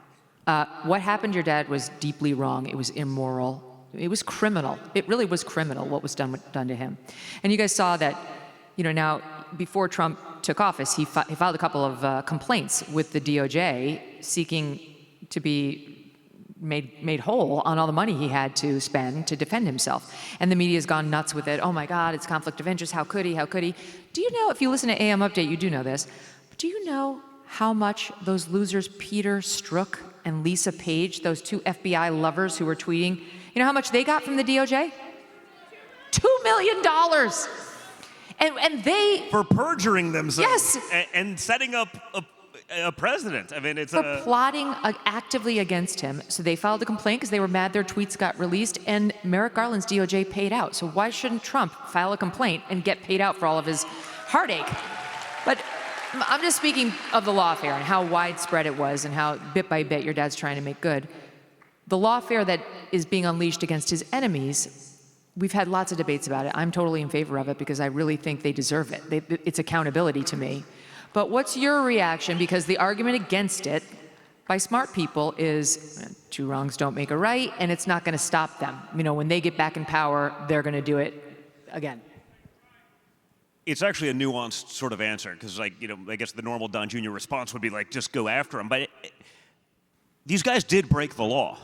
They actually did. There's a difference between what they did to my father, where they're literally going back and literally changing the statute of limitations for a short period of time to be able to try to get him. When they're venue shopping, you notice he was only sued in Atlanta, New York, D.C. There's a difference between creating a thing, the Steele dossier. Making it when up. it's manufactured to end a result. That's different than John Bolton taking home classified documents and breaking the law and doing that. That's not lawfare. That's actually called enforcing the law. So there's two different things. Now, the corollary to all of that is, generally speaking, there's no one weaker than a Republican in Washington, D.C. No, you've seen it. You can be the most die-hard red meat guy, and you get to Washington, D.C., and all of a sudden you're like, wow, I love the perks. I love getting my ass kissed. I love being invited to the cool person party. You know what? They leave me alone if I'm like 85% Republican. Mm-hmm. If I fold when it actually matters to my constituents, but can be beneficial to the Democrats, you have an easy existence. The Washington Post isn't doing their hit pieces. I look at those hit pieces Chief as a badge Justice of John honor. Roberts comes to mind. Yeah, well, no, of course, Robert. But by the way, how many strong Republican senators do we have? Like 3? that you'd actually want to be in one of these political fights with. It's pretty plentiful. And so there's a component of me that believes I'd love none of this to ever happen. I'd love it to actually be fair. That's not ever been the case. And until we actually start fighting the same way the Democrats do, it's never going to stop, because they're more than happy to take their wins. They talk about democracy. It's all a soundbite. They talk about all these things. They're so great until it happens to them, and it's like, well, this is different. Rules for thee, but not for me. Unprecedented. They actually keep using that word as people get indicted on the left. This is Like, unprecedented. unprecedented. I'm like, what were you doing to me, to my father, to half the Republican Party? What did you do to Peter Navarro? What did you do to Steve Bannon? Yep. That was unprecedented. Roger Stone. Now that it's happening back to them, it's unprecedented all of a sudden. They can get away with that, and they've gotten away with it because they also control still the mainstream media narrative. They control a vast majority of tech. I think what Elon's done is great to at least people can finally see, like, oh, wait a minute. It's not actually unprecedented, but it's hard to believe there are people that see that and they're like, oh my God, it's unprecedented. I'm like, did you not turn on a TV for a solid 8 years? You've been asleep. 8 years when, Trump, 96 indictments? They wanted to put my father away for 750 years? He's a young and vibrant 79. But I think even for a high energy guy like Donald Trump, 750 years, maybe a lot. I'm not sure he gets through that. By the way, does he sleep? Because you hear the reporters on board Air Force One, you can't fall asleep because he might come back at any second. He's constantly talking to his cabinet officials, and you don't want to be the reporter who's asleep when he comes back for the 4th time and you miss the big scoop. Honestly, I've rarely seen him sleep. If he does, it is 3 hours a night. But it's been his whole life. So I remember, coming out of the Wharton School of Finance and starting to work in the business and stuff like that. And young 20-year-old guy in New York City, I'd go out and I'd be partying with my buddies. I'd probably get home at 12. 10:30. 10:30. Let's just say that for. And Saturday morning, my phone would ring.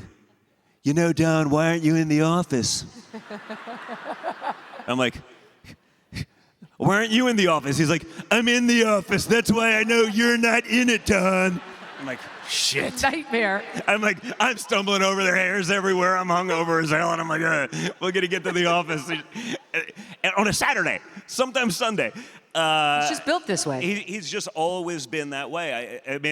Perhaps the most, and I've sort of been impressed with his stamina that way for most of my life. But even this last election, the days prior to the election, I saw him go 2 all-nighters in a row. Yeah. It was all day, 7 events, and I'd speak at some of them. But when he's there, he's speaking for an hour. And yes. It's slated for an hour, and sometimes it ends up being 2.5. The weave. But you got 6 of them. And we're in Michigan. And it's 2:30 in the morning, and that's 3:30 by the time you dealt with the time difference or wherever we end up. I think it was Michigan was the last one. And he's still going strong. 6 of these speeches, 5 of these speeches for 2 hours apiece. It's 2:30 in the morning. He's going strong. He gets on the plane, and he starts playing music, and I'm like, I just want to go to bed. I literally, for the love of Christ, please just turn off the music. And he's blasting Elton John. It's wild. And then we get there, and it's election day. And I get home, it's 6 a.m. I try to get an hour or two. I get home, I take a shower, I'm about to go to bed, and I turn on the TV quickly, and he's doing interviews. I'm like, no, I felt like I'm not living up to this. I literally had 2 hours till my next thing. I'm like, I just can't go to bed because I can't let this guy outdo me. It's But all I wanted to do was go to sleep, and so I was like, and then we go into election night, and this guy still hasn't slept. Still at it. It was 72 hours. It was crazy. And he's up, and whatever happens, and then we're hanging out till 5 o'clock in the morning the next night. At this point, I just want to shoot myself. No, I was so tired. Winning was eh. You know when you're just so tired? It was like, we've been fighting for this for 5 years now, right? It was like, we got to get back. It was the ultimate sort of just comeback story. And I'm like, I can't even enjoy it. I just want to go to bed. So you need to catch up on your sleep, but you have talked before about how special the White House has been to you. Like you and Eric up on the rooftop, smoking cigars, like taking in the... Unlike other presidential sons who were smoking something a little different. Allegedly. Or snorting, or whatever. Hunter Biden's got me wanting to try crack cocaine. Yeah. He makes a very strong case for it. Yeah. Well, I love when they discovered the cocaine at the White House. It was like 2 years into the Biden administration. They're like, it's Don Jr.'s. I'm like, let's start an investigation. I know I'm kind of a hyper guy, but like just because I'm hyper when I'm like, they're like, doesn't mean I'm doing this. Like this is 2 years later? I don't know. I also feel like if I did those things, I'd probably have the sense to like not video all of it. Yeah. Like, was there an enemy of America that didn't have like a Hunter Biden laptop somewhere? I was like, I don't know. You don't buy the Russian disinformation claim? No, I didn't. I never did. And you know how I knew it was actually his laptop? Because not even he came out and denied it. They just had other people doing it. Yeah. Right? It was like his dad at a presidential debate, along with the help of the moderator. Oh, that was brutal. Yeah. So what about that though? Like when you walk through the White House, do you still ever get that thing? Like, do you like will you look where the ballroom's going to go now? Do you get or you look at the views? Does it still ever get to you? Because I asked Eric about this. He's got his book out now, #1, Under Siege. It's great, and he writes about some of that, just like some of the moments you guys have had in this revered home. Yeah, no, it's incredible. It's an amazing place, and every time you walk in there, you're like, man, it's cool. To be able to do some of those things that even you, because you come from a pretty cool house. Yeah, no, listen, we've got some cool houses. We've been blessed to have some incredible experiences, but that is different. To be able to even be just sort of a fly on the wall, of American history is truly special. But honestly, and Bettina and I talk about this all the time. Like every time, like I've been to the White House and see my father, even him, who's lived, a story like. Very few could people. Every single time, the White House, Air Force One, Marine One, Camp David, he'll look at me, not in front of other people, and just go, "Isn't this so cool?" Wow. Even a guy like that, he appreciates it so much. Like I can't imagine Biden appreciating it. It's just they take it for granted. Totally. Obama, same thing. It's like I deserve this.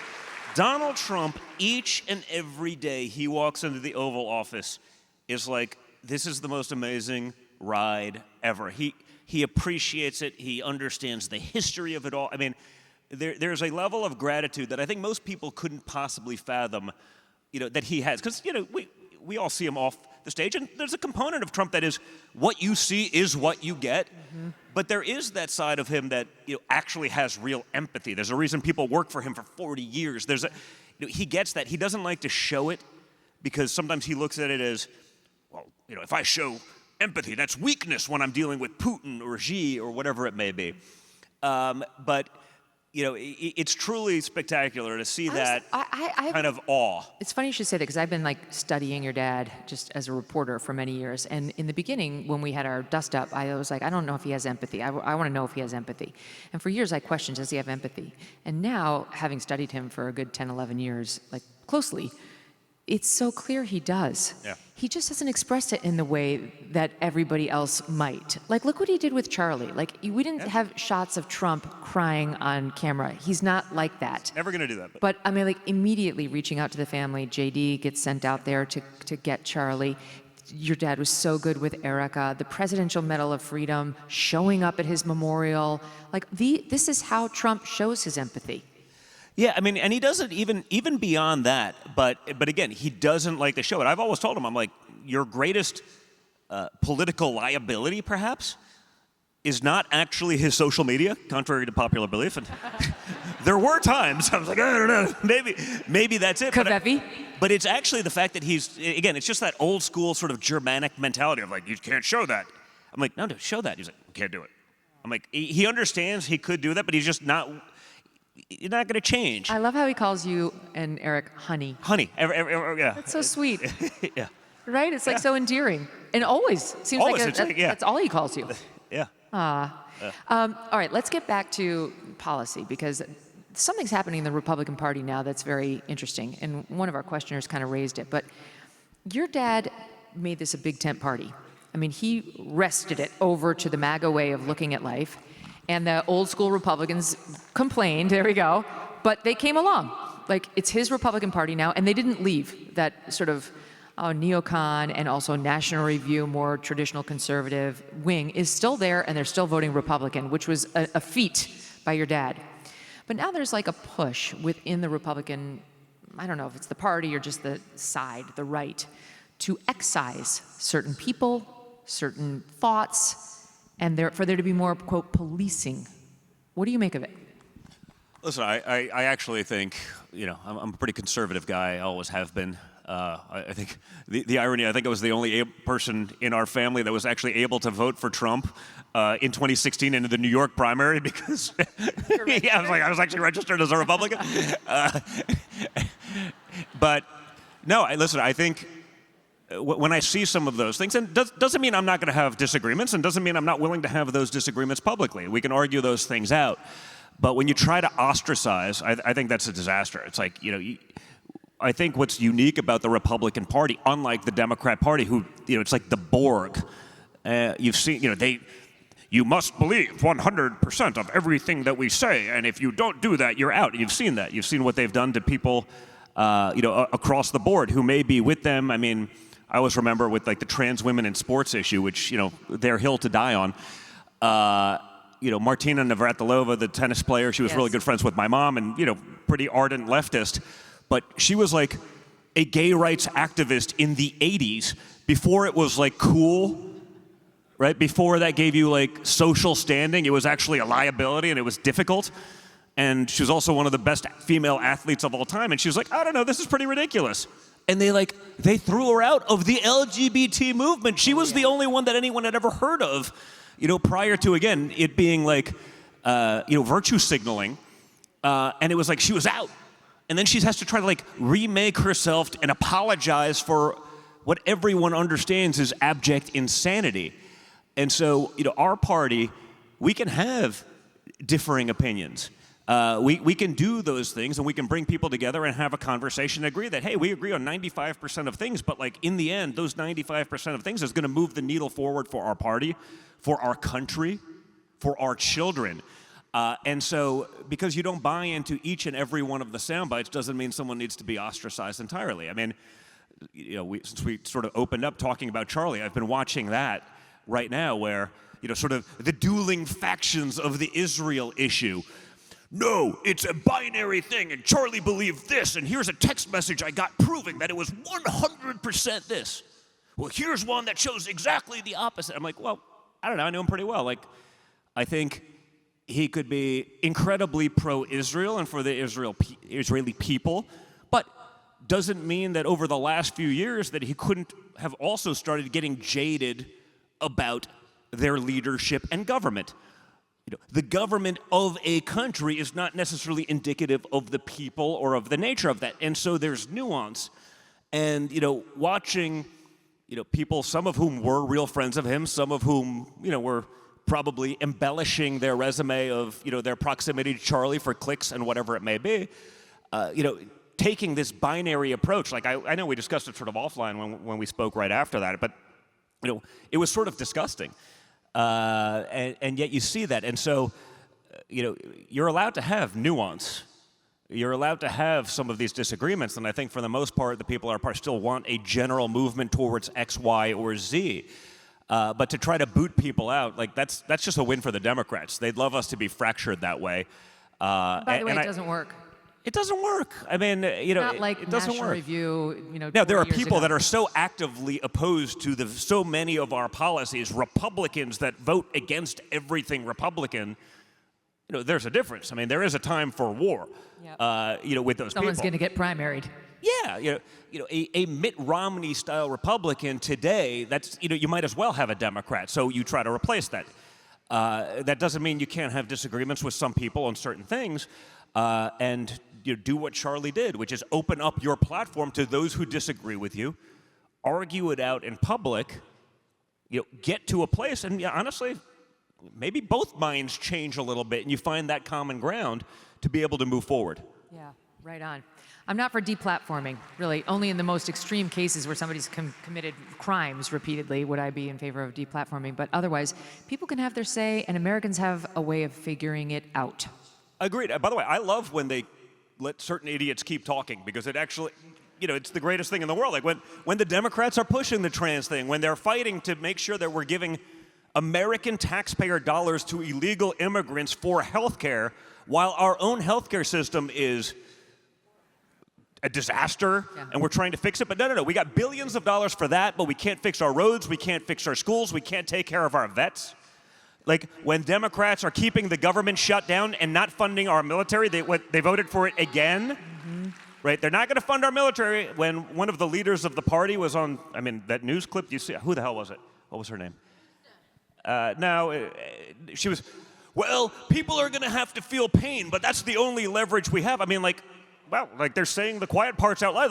Please give her the mic. With Kamala Harris, when they were running, I'm like, can we please get her more airtime? Yes. Just for the love of Christ, take it away from Trump. Everyone knows what he wants. Everyone knows his message. Everyone understands his platform. Give her the mic, because she doesn't have a message. She doesn't have a platform. And if you listen to her long enough, it's clear she really doesn't know anything. So what you're saying is you're hoping for a Kamala resurgence. Aren't we all? We all are. Like, right? listen, Wouldn't we love to see that? As a guy like me who, can talk seriously but also does enjoy a little bit of the trolling and the ribbing, is there anything better? It's material forever. Have you no decency, man? Yeah. The word salad, say, Democracy without democracy isn't actually democracy for the sake of democracy. and I'm like, what? I literally thought, no, there was a while when I'm hearing these speeches, I'm like, well, someone actually prepared this speech. I'm like, it's got to be a Trump guy. I'm like, it has to be, maybe it was a Trump guy that, dyed their hair, rainbow colors and, fooled them. You went deep. Yeah, I was like, it's got to be a plant. We got someone in the Kamala Harris campaign because, no one in their right mind would write this speech. No, it was all and then it was better genuine. the speeches for the other people that were endorsing her. Some of the great geniuses of Hollywood. Yeah. They'd get up after being paid to be there millions of dollars, and the teleprompter would go out, and they're like, yeah. well, you're here. You don't really need the it's not like we're just talking finish it. for 45 minutes. You don't need a teleprompter to have Yes. why are you here? It's I don't know. I'm being paid. Can you come up with something? They're like, not really. No. I got nothing. They did. We had J-Lo with, you matter. You matter. Okay. Yeah. But they all found That's out it. the hard way that they don't have power anymore. Michelle Obama, Barack Obama. They couldn't move the needle. Taylor Swift. Sorry, you don't have power in this lane. You mean Big Mike, right? Big Mike. I'm not saying. Allegedly. I'm not saying allegedly. Yeah. I'm not saying it's 100%. I'm also not saying it's 0, folks. Okay, I'm still looking for the photo of her pregnant. I've had 5 kids. I got pregnant pictures all over, all over the place. I've never seen one, but I don't know. I'm not saying it's true, but there's a chance, folks. My mom is 84, and she called me up one day, and she goes, how come you never told me that Michelle Obama is a man? I said, Mom, have we been on the internet again? She's gone down the rabbit hole. She said, no, my electrician told me. I said, when? She goes, when he came inside and I gave him a glass of wine. What? But the fact that so many people are not sure, and again, I'm not saying it's real, but there's a chance. She's a very unhappy woman, deeply unhappy. I've never met somebody who hates her husband this much. No, you see the podcast, I'm like, man, if I was him, I'd be like, how do you I want to smack him in the mouth when I hear him eating. You also understand, in watching that when she launched her podcast, and you have podcasts, I've got podcasts, and I'm like, you realize it's all a ruse. Yes. The numbers, I'm like, so this is the most powerful. Remember that was the threat to run against Trump. I'm like, that threat to run against Trump was like 4,000 views or something. I'm like, not even like 1,000. It was like videos. insanely. And now, probably got paid 10x whatever you or I were getting for hundreds times the viewers, but that's the Hollywood bribe, right? Yep. But it's like, wow, it was all fake. It's all an act. Flocking to and all of these things are. I always go back sort of to trans women in sports because it does seem to be the hill to die on for the Democrat Party. But I've been complaining about this one as insanity since like 15, 16, before it was a real issue. And even then, I remember I tweet about it, and I'm like, here the comments come. And it wasn't what you thought. That was like Twitter 1.0, like 95% left. And, these liberals in the comments are like, I hate Don Jr. so much, but he ain't wrong on this one. Yeah. Like, it was wild. And then you watch this thing sort of manifest into something where, like, if you were, like, trans insane, like, you were beyond reproach. You could do nothing wrong. If you murder a bunch of Catholic school kids, like, we don't understand the motive, but you're definitely not looking at my diary. And you're like, wow, it's all a creation. They made their own kings. They made and created their own monarchy, but it was always a house of cards. And you see that now, and it's Thank God it's a big joke. Apart. Thank God it's falling apart. The latest poll showing that the college students coming in are far less attracted to this crazy radical ideology than the seniors who are in the colleges. So we're winning on that issue, but it's a fight that we're going to have to stay in. On the subject of Michelle Obama running for office, who do you view as the biggest threat on Team Blue for 2028? Kamala. Yeah. I know. I'm very scared. I don't think our bench can overcome her. Do it. Do it. Send her in. Jasmine Crockett. Oh. What do you mean? She's Texas. She's yours. Come on. No. You guys own that. You guys own that. That's on you. No, but that's the reality, no, right? Hard no. Listen, there's the obvious ones, and literally, like the fact that AOC is a contender in the polling. Gavin Newsom, you destroy San Francisco, you destroy California, now you're totally qualified to destroy America. I mean, that's wonderful. Probably not something people should vote for. Pete Buttigieg? Yeah. Oh, they're laughing. They're literally laughing out loud. I like our Pete better than chest-feeding Pete Buttigieg any day. But Pete Buttigieg, the last time, he was a real contender. Why? Because he was a mayor of a small town in Indiana that didn't do anything and had no real-world qualifications. It's a media creation. It was a media creation. Well, no, but he's LGBTQIA. So it's like, oh, well, that's good enough. Oh, Kamala says you can't have that on the ticket with her. Yeah. So, she chose Tim Walz for his masculinity. I'm like, when they started doing the MAGA's afraid of Tim Walz's masculinity, I'm like, I'm not so sure. But I'm good with it. Keep pushing it.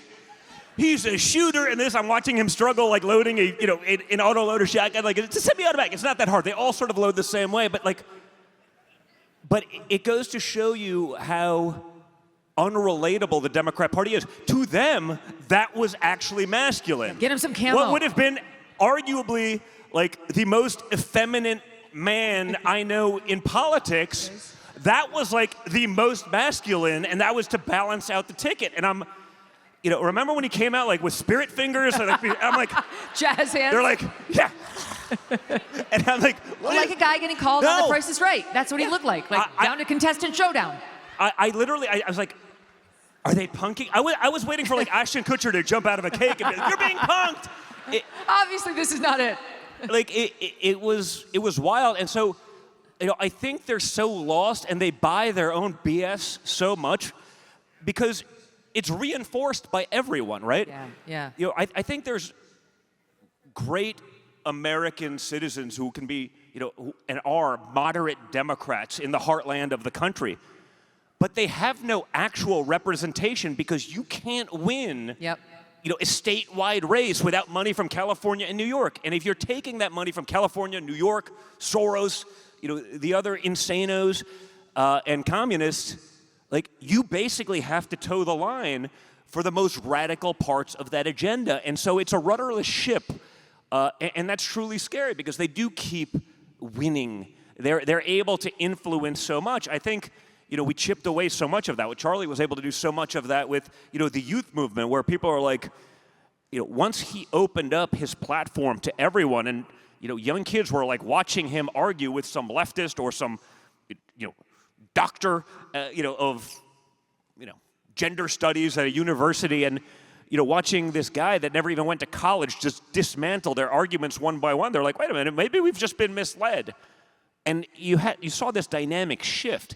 The propagandizing of, so much of our children's lives from elementary school onward, it's hard to break through. And so guys like that were able to do it. But once they see that message, you realize, like, the Democrat Party doesn't offer you anything unless you're totally dependent on big government, in which case, your voters. Or and that's obsessed why, with identity.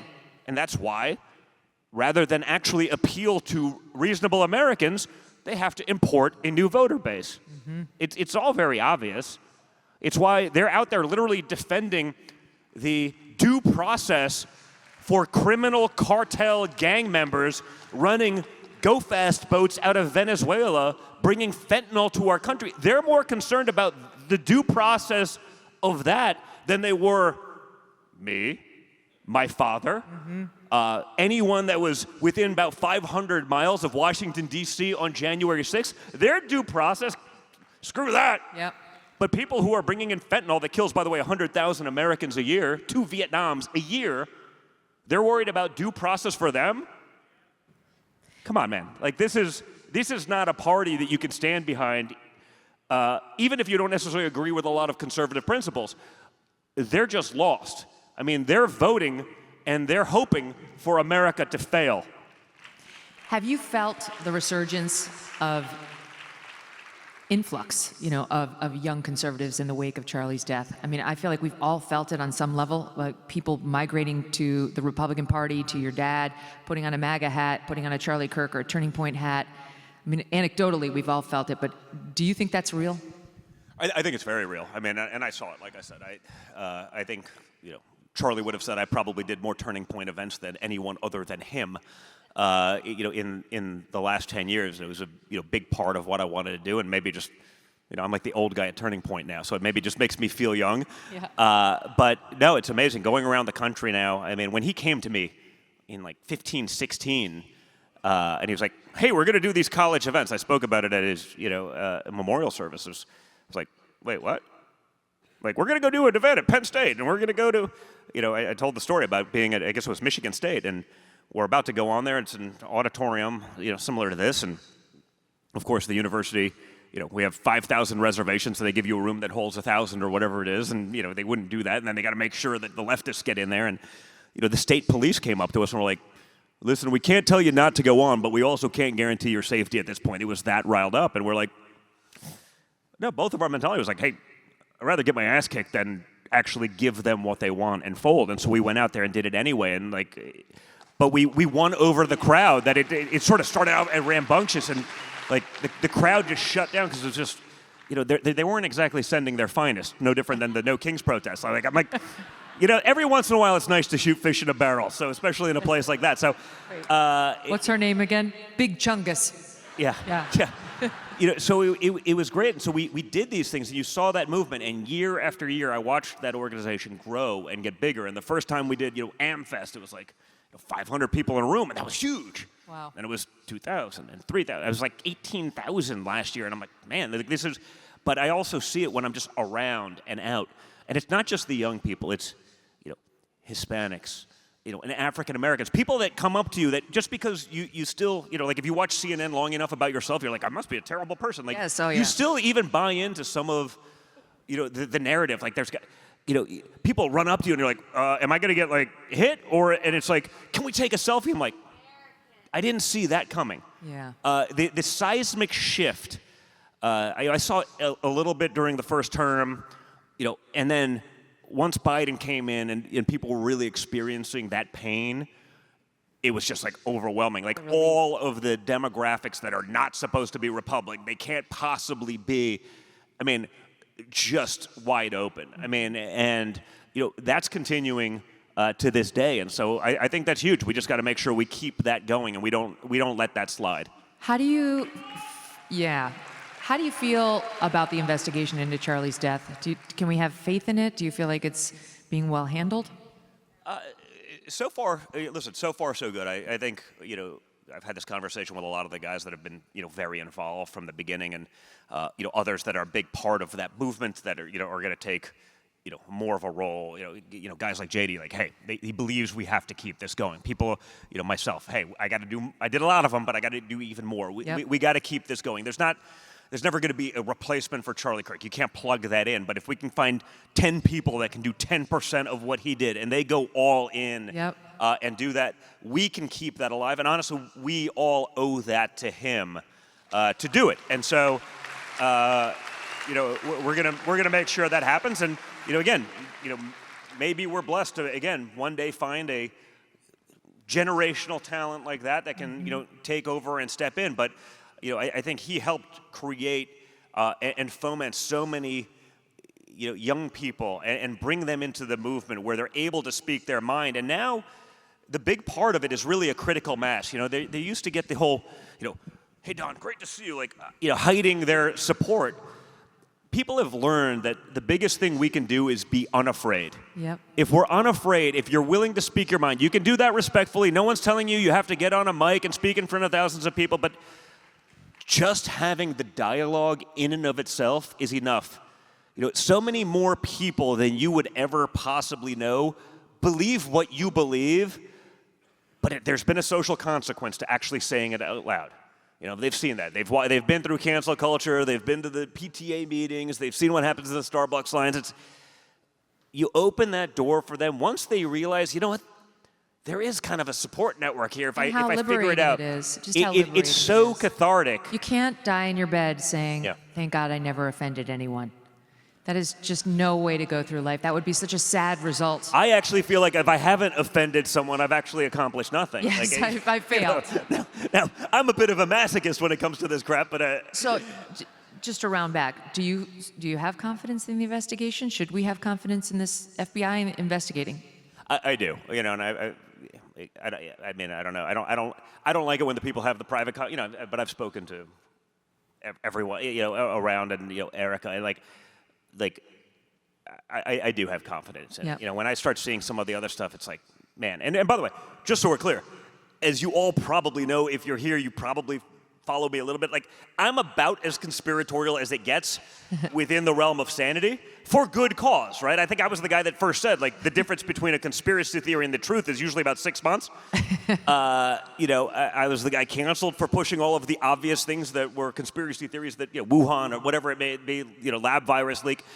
The problem is there is a cottage industry of just clicks and people that are more than happy to profiteer off of that. Again, I'm not saying that a lot of this stuff isn't real and isn't true, and I've been pushing all of that, but some of the stuff does get a little bit off the rails, and I think, you're really, it's been used even by the other side as a way to distract from the bigger picture of what happened to him, of what the other side has proven that they are actually willing to do. I got in trouble a little bit for saying it. People are like, that was so terrible. I go, no, you should watch the video. Like, no, but that's gruesome. Maybe you're a friend. I was like, no, watch the video. It is gruesome. It is sick. It is absolutely disgusting. But it is exactly what they are willing to do to you. Okay? Not just this lunatic, the guys that tried to kill my father, the Democratic nominee to be Attorney General over in Virginia. Where he's talking about, I hope they kill my opponent and I hope they kill his fascist. This is the guy that could be the leading law enforcement official in the state of Virginia, wishing that someone would murder his opponent and his children for having opposing views. We can't just say, okay, well, there's evil in the world.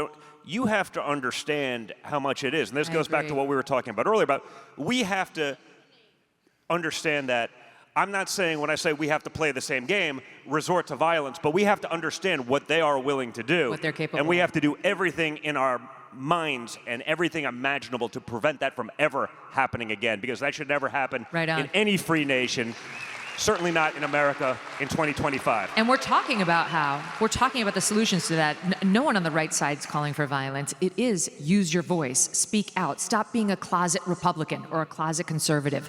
Wear it loud and proud. Vote in the local school board elections. Vote in every election. Canvass. Get your neighbors there. All of it. I mean, again, it's not just about president. When Trump's not on the ticket, you can't be like, oh, I don't have Trump now, so I'm not going to vote. No, you got to vote down the chain. School boards, probably one of the hell, there's congressional seats I'd give up to win certain school boards. Right on. Okay?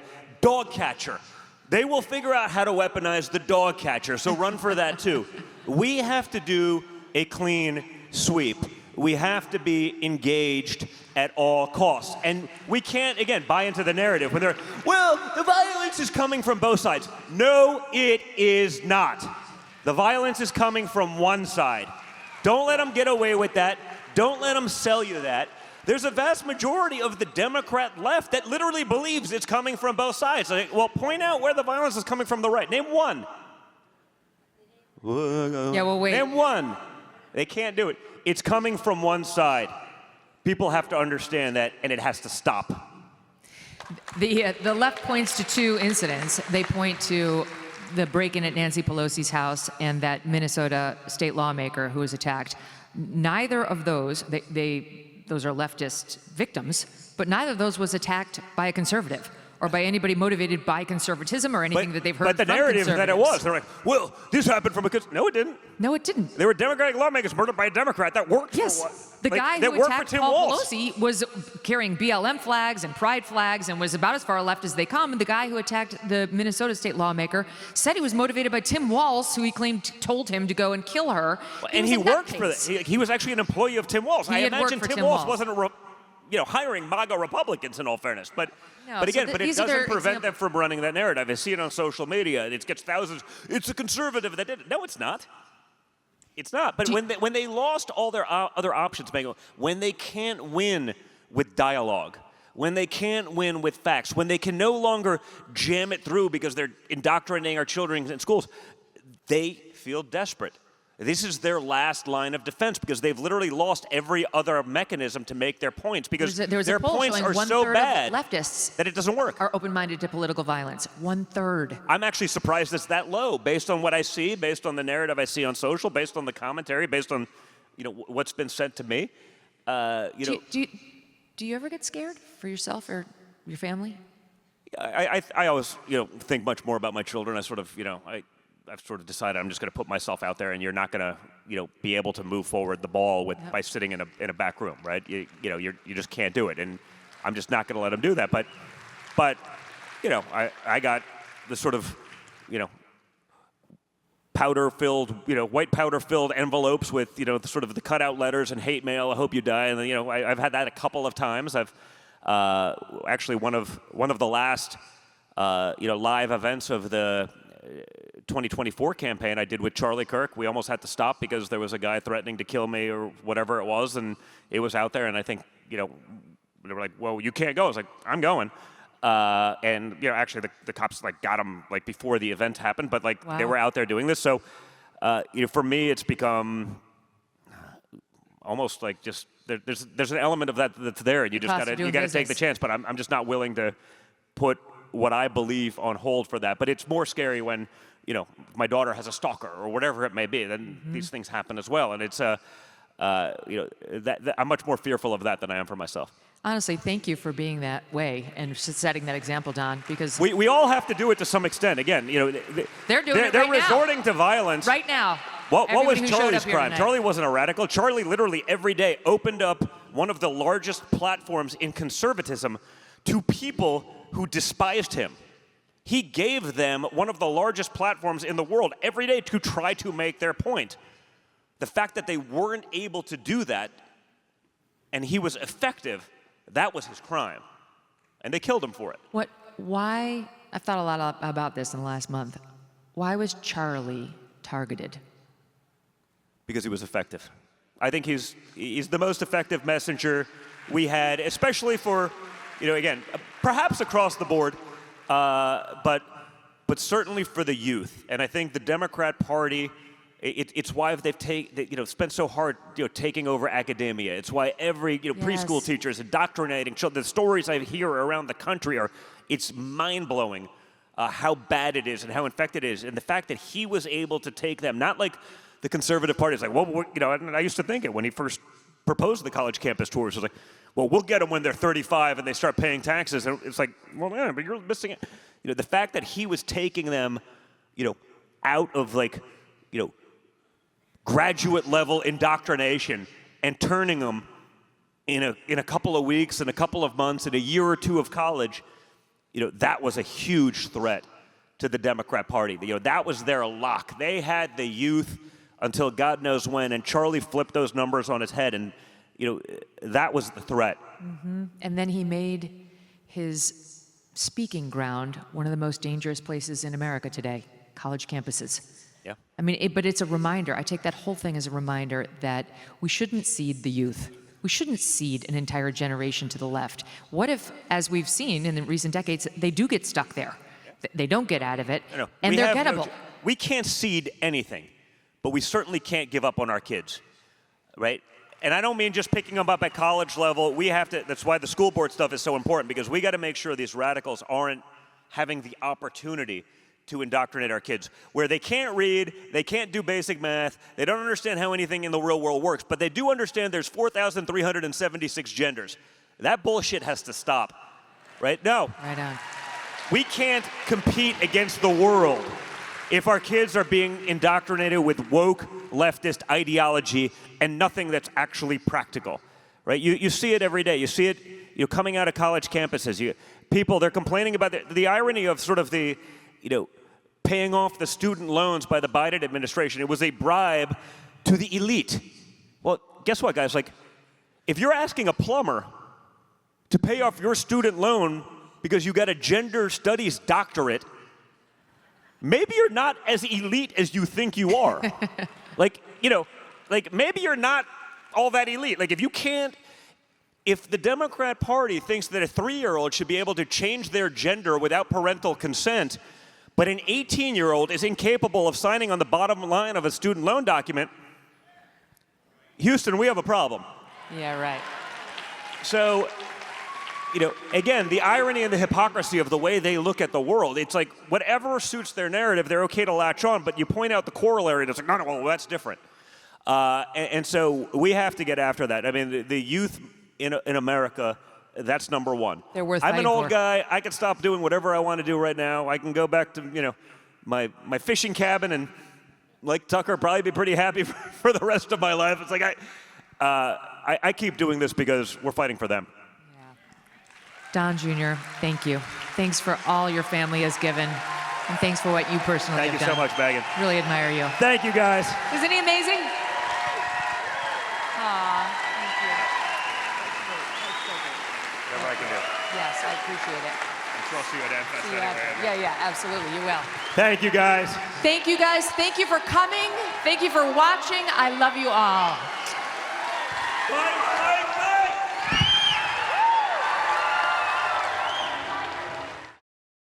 Buy gold and get free silver. That's right. For every $5,000 purchased from Birch Gold Group this month in advance of Veterans Day, they will send you a free patriotic silver round that commemorates the Gadsden and American flags.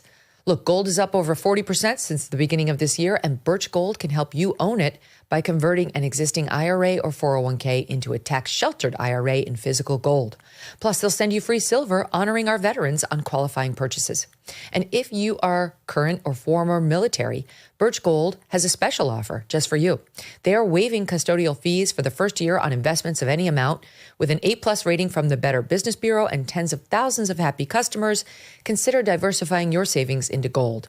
Text MK to the number 989898 for a free info kit and to claim your eligibility for free silver with qualifying purchase before the end of the month. Again, text MK to the number 989898. Message and data rates may apply.